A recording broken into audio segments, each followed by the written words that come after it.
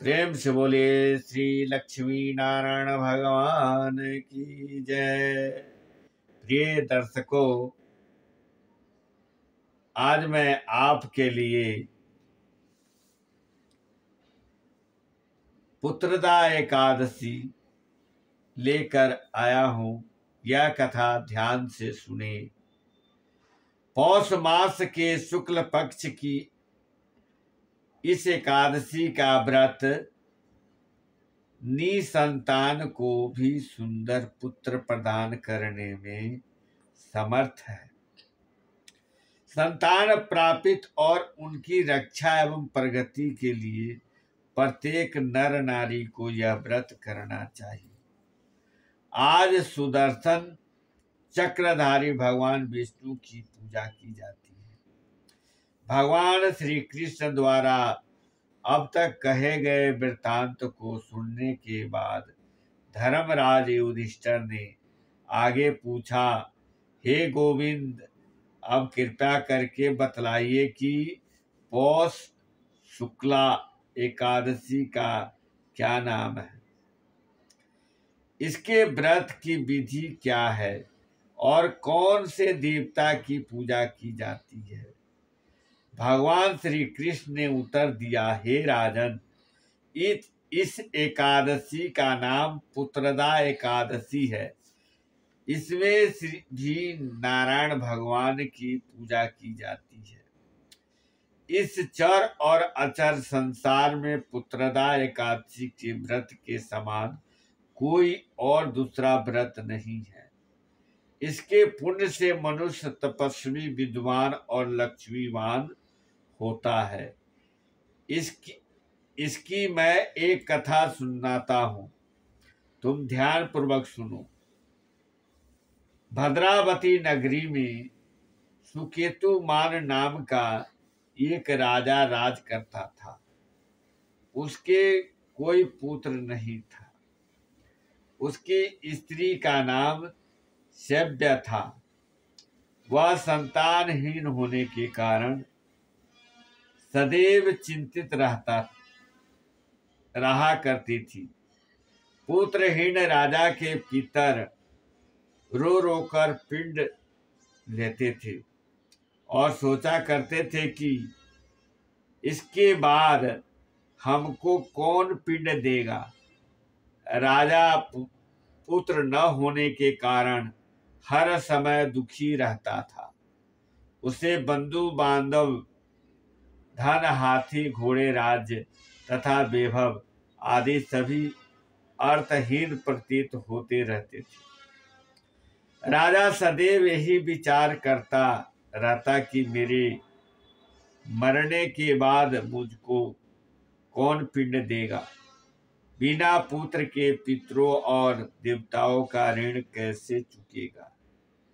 जिस घर में पुत्र न हो उसमें सदैव अंधेरा रहता है। इसलिए मुझे पुत्र की उत्पत्ति के लिए प्रयत्न करना चाहिए। जिस मनुष्य ने पुत्र का मुख न देखा हो वह धन्य है। देखा, उसको इस लोक में जस और परलोक में शांति मिलती, अर्थात उसके दोनों लोक सुधर जाते हैं। पूर्व जन्म के कर्म से ही इस जन्म में पुत्र, धन आदि प्राप्त होते हैं। राजा इसी प्रकार रात दिन सोचा करता और चिंतित रहता। राजा ने अपने शरीर को त्याग देने का विचार भी किया, परंतु आत्मघात को महान पाप समझकर उसने ऐसा नहीं किया। एक दिन राजा अपने घोड़े पर चढ़कर वन को चल दिया और पक्षियों व वृक्षों को देखने लगा। उसने देखा कि वन में मृग, व्याघ्र, सुअर, सिंह, बंदर आदि अपने बच्चों के साथ भ्रमण कर रहे हैं। हाथी अपने बच्चों और हथनियों के साथ घूम रहे हैं। वन में कहीं गीदड़ अपने कर्कश स्वर में बोल रहे हैं। कहीं उल्लू चिख रहे हैं वन में। वन के इन दृश्यों को देखकर राजा को अपने पुत्रहीन होने का दुख और अधिक पीड़ा देने लगा। इसी उदासी होने के का दुख और अधिक पीड़ा देने का इसी और सोच विचार में दोपहर हो गया। वह विचारने लगा कि मैंने कई जग किए, ब्राह्मणों को सुंदर भोजन तथा दान देकर तृप्त किया, फिर भी यह दुख मुझे क्यों प्राप्त हुआ। प्यास के मारे अत्यंत दुखी राजा पानी की तलाश में इधर उधर फिरने लगा। थोड़ी दूर पर राजा ने एक सरोवर देखा। उस सरोवर में कमल खिल रहे थे तथा सारस हंस मगरमच्छ आदि विचार कर रहे थे कि सरोवर के चारों तरफ मुनियों के आश्रम थे। उस समय राजा के दाहिने अंग फड़कने लगे। राजा शुभ शकुन समझ कर घोड़े से उतरकर मुनियों को दंडवत करके सामने बैठ गया। राजा को देखकर मुनियों ने कहा, हे राजन, हम तुमसे अत्यंत प्रसन्न हैं। तुम इस जगह पर कैसे आए हो, सो कहो।